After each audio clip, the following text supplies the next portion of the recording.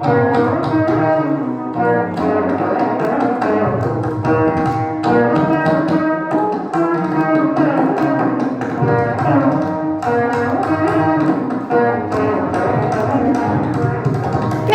காதில் நெத்தவே வச்சுட்டு என்ன பண்ணிட்டு இருக்கிற?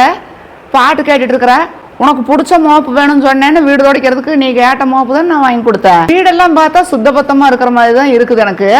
ஆனால் நீ பாட்டு கேட்டுட்டு இருக்கிற, அந்த மோப்பெல்லாம் வாங்கி கொடுத்த கவரெல்லாம் பிரிக்காமல் அது அப்படியே புதுசாக இருக்குது. எப்படி வீடு சுத்தமாச்சு?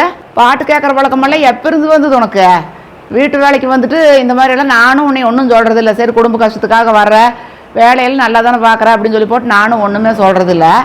ஆனால் இது என்ன, இது ஒன்றுமே எனக்கு புரிய மாட்டேங்குதே.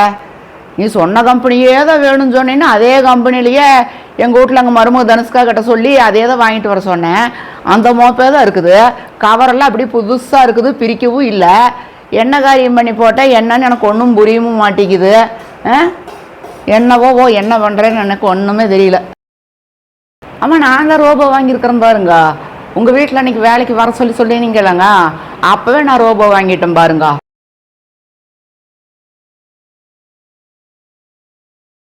நீங்கள் பார்க்கலையா? இந்த மாதிரி உங்கள் வீட்டுக்கு வரையிலேயே நான் ரோபோ வாங்கிட்டேன். இப்போ எனக்கு 8 வீடு புக் ஆகிருக்குது. ரோபோ வாங்கின உடனேவே இப்போ உங்கள் வீடு இல்லாமல் 7 வீட்டுக்கு போகிறேன் நான் வேலைக்கு. அது ஒரு வீடு முடிக்கிறதுக்குள்ளே இன்னொரு வீட்டுக்கு போய் சீக்கிரமாக செஞ்சிரு. ரோபோ இருக்கிறதுனால வீடு நல்லா தொடச்சிரு.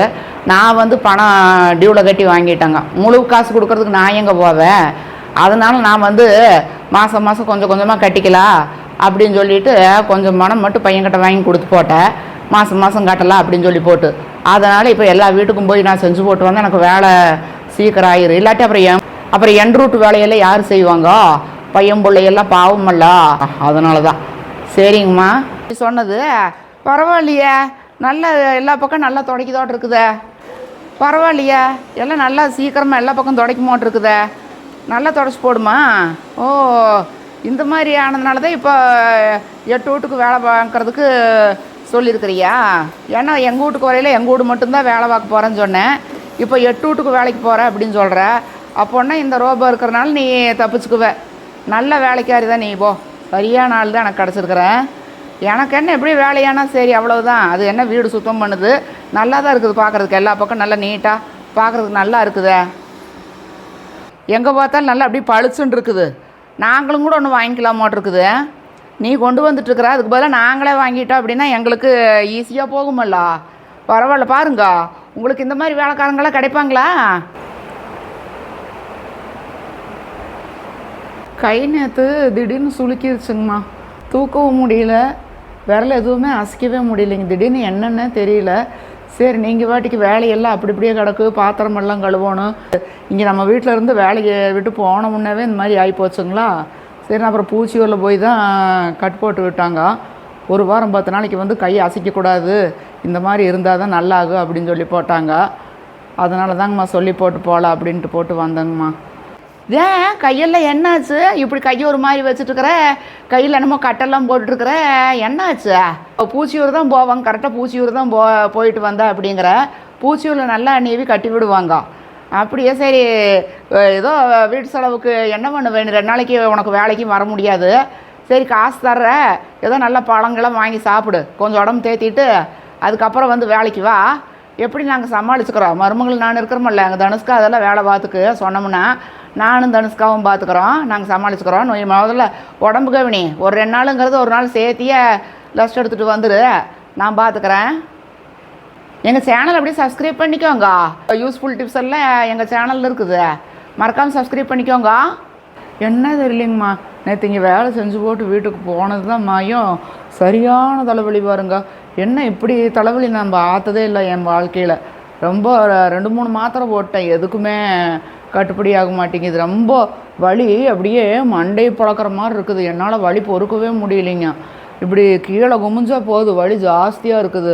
எப்படிங்க நான் இத்தனை வேலையும் பார்ப்பேன் இன்றைக்கி? எப்படி பாத்திரம் கழுவணும், செய்யணும் அப்படின்னா, அப்புறம் துணி எடுத்து மிஷினில் போட்டு திரும்பவும் காய் போடுறதுக்கு துணி போடுற வேலையாகட்டும், எல்லாத்துக்கும் எப்படி கீழே குமிஞ்சு தான் நிமிரணும். தலை குமியவே முடியலைங்க. இப்படி உங்கள்கிட்ட குமிஞ்சு காக்கிறப்ப அப்படி குன்னுன்னு இருக்குது. மண்டையை வெடிச்சு போடும் போல் இருக்குதுன்றது அப்படின்னு ஒன்றுமே எனக்கு புரியவும் மாட்டேங்குது. சரி டாக்டர்கிட்ட போகலாம் அப்படின்னா பையன் சொல்லி போட்டால் சாயந்தரம் தான் வருவானுங்களா. நம்ம வீட்டில் எங்கூட்டையின்னு எல்லாம் வெளியில் போயிருக்கிறாங்களா, அதனால் ஃபோன் போட்டால் யாரும் எடுக்கலை. பையன் வந்து சாயந்தரம் கூட்டிகிட்டு போகிறேன் அப்படின்னு நேற்று ராத்திரி வந்த வழி காலை வந்து பையன் பாட்டிக்கு வேலைக்கு போகணும்னு சொல்லி போட்டு போயிட்டான். எங்கள் வீட்டையனும் போயிருச்சு. யாரும் இல்லை இப்போ என்னை ஆஸ்பத்திரிக்கு கூட்டிகிட்டு போகிறதுக்கு. என்ன பண்ணுறது? சரி உங்கள்கிட்ட வந்து சொல்லாட்டி அப்புறம் நீங்கள் எல்லா பாத்திரம் மண்டை எல்லாம் அப்படி இப்படி போட்டு வேறு வச்சுருப்பீங்க. ஏதோ ஆஸ்பத்திரியில் மருந்து கிருந்து எழுதி கொடுத்தாலாம் ஒன்றும் சொல்லதுக்கு தெரியாட்டி என்ன பண்ணுறது? அதனால் பையன் வந்துட்டால் கொஞ்சம் சௌரியமாக இருக்கும் அப்படின்னு சொல்லி போட்டு தான் தனியாக ஏன் போகணும் அப்படின்னு சொல்லிட்டு மண்டை வலியோடு பாருங்க அப்படியே கட்டு போட்டு வந்திருக்கிறோம் பாருங்கள். இந்த கட்டுனங்காட்டி கொஞ்சம் அப்படியே ஓரளவுக்கு இருக்குதுங்க. அப்படியே தள்ளாடிக்கிட்டு உங்கள் வீட்டுக்கு வந்து சொல்லி போட்டு போகலாம் அப்படின்னு சொல்லிட்டு தான் வந்தனுங்க. அப்படியே ஒரு நாளைக்கு சமாளிங்க. நான் ஆஸ்பத்திரி போயிட்டு வந்தால் முடிஞ்ச நாளைக்கு வர்றேன், இல்லாட்டி இந்த மாதிரி வந்து சொல்லிட்டு போயிடணுங்க. இவ்வளோ தலைவலி அப்படின்னு சொல்லி போட்டு எப்படி நடந்து வந்த? தலையெல்லாம் அப்படி கனமாக இருக்குது, நிமிந்து பார்க்க முடியல அப்படிங்கிற. இந்த வெயில் வேறு இந்த பொழக்குது, இதில் போய் எதுக்கு வந்த? எப்படி நாங்கள் சமாளிச்சுட்டு போகிறோம்? என்ன பண்ணுறது? குமிய முடியல, குமிஞ்சு அப்படி தலை நின்றுட்டு இருக்குது அப்படின்னு சொல்கிற. தலைக்கட்டோடு வந்தால் நான் நம்பாமல் இருப்பேனா? அதெல்லாம் அப்படியெல்லாம் நான் நம்பாத ஆளெல்லாம் இல்லை. என்ன பண்ணுவா? உடம்புக்கு முடியாட்டி ஒன்றும் பண்ண முடியாது. நல்லா இருக்கிற வரைக்கும் இந்த ஆள், உடம்புக்கு முடியாட்டி யாரும் ஒன்றுமே பண்ண முடியாது. சரி இந்தா ஒரு நிமிஷம் இரு, காசு கொண்டு வர்ற. 2 நாளைக்கு என்ன பண்ணுவேன்? ஏதாவது வாங்கி சாப்பிட செய்யும். வீட்டு வேலைக்கு வந்தால் எங்கேயாவது எதாவது சாப்பிட்டு செஞ்சுட்டு போவேன். உங்கள் வீட்டில் இருக்கையில் செலவுக்கு வேணும்னா என்ன பண்ணுவேன்? கை செலவுக்கு காசு தர்ற. ஒரு 2 நாள் ஏதாவது தலைக்கு ஆஸ்பத்திரிக்கு போய் நல்லா பண்ணிட்டு வந்துரு. காசு கொடுக்குறீங்க அவங்களுக்கு. சம்பளம் வந்து 1ஆம் தேதி நம்ம கொடுத்துட்டோம். அது இல்லாமல் இப்போ எக்ஸ்ட்ரா வேறு நீங்கள் கொடுத்துக்கிட்டே இருக்கீங்க. இந்த மாதிரி நம்ம கொடுத்துக்கிட்டே இருந்தோன்னா சம்பளத்துக்கு மேலே ஆகிக்கிட்டே இருக்குது. என்ன கணக்கு அப்படின்னு தெரியல. அவங்க வேலைக்கு உடம்பு சரியில்லை அப்படிங்கிறதுக்கு போய் நீங்கள் காசு கொடுக்குறீங்க. ஏன் தான் இப்படி செய்கிறீங்க? இல்லை கண்ணு தனுஷ்கா, நம்ம வீட்டில் எத்தனை பாத்திரம் கிடக்குது, எவ்வளோ வேலை இருக்குது. எங்காவது போகணும் செய்யணும்னா நம்ம 2 பேர் அதெல்லாம் செஞ்சுட்டு தான் நம்மளுக்கு வேலையாகுமா சாமியே? ஏதோ 10-50 கை செலவு கொடுத்தோம் அப்படின்னா அவங்களும் ஒரு சந்தோஷப்பட்டுக்கிட்டு உடம்பு கொஞ்சம் தேத்திட்டு வேலைக்கு வந்துடுவாங்க சாமி, அவ்வளவுதான். ஏன்னா வீட்டு வேலைக்கெல்லாம் இன்றைக்கி ஆள் கிடைக்கிறதே இல்லை சாமி. ஏதோ வர்றவங்கள தக்க வச்சுக்கோணும். நம்ம எதாவது சொன்னோன்னு வச்சுக்கோ, அப்புறம் அவங்க எகிரிட்டு போயிடுவாங்க. அதனால் ஒன்றும் முடியாது. இருக்கிறவங்கள வந்து நம்ம பக்கமே வச்சுக்கோணும் அப்படின்னா நம்மளும் கொஞ்சம் அவங்களுக்கு தகுந்த மாதிரி செஞ்சுட்டோன்னு வச்சுக்கோ, அப்புறம் நம்ம வீட்டை தவிர வேறு எங்கேயும் போக மாட்டாங்க. அதனால தான் சாமி என்ன பண்ணுறது போ, நம்மளால் ஏதோ முடிஞ்சது செய்யலை. ஏதோ இது இந்த மாதிரி இல்லாதப்பட்டவங்களுக்கெல்லாம் செய்கிறது நல்லது தான் கண்ணு. அதனால் நம்மளுக்கு ஒன்றும் குறைச்சல் இல்லை சரியா? நீ நம்ம வீட்டு பிள்ளை எல்லாமே நீ புரிஞ்சுக்குவ. ஆனால் இன்றைக்கி நீ இப்படி கேட்டேன்னு தெரியல. இருந்தாலும் வந்து உனக்கு என்னன்னு புரியலையெல்லாம் அதான் சொல்லி போட்டேன்தாங்க. சரியா சாமி? இதே மாதிரி நெக்ஸ்ட் வீடியோவில் உங்களை மீட் பண்ணுறேன். வாழ்க வையகம், வாழ்க வளமுடன்.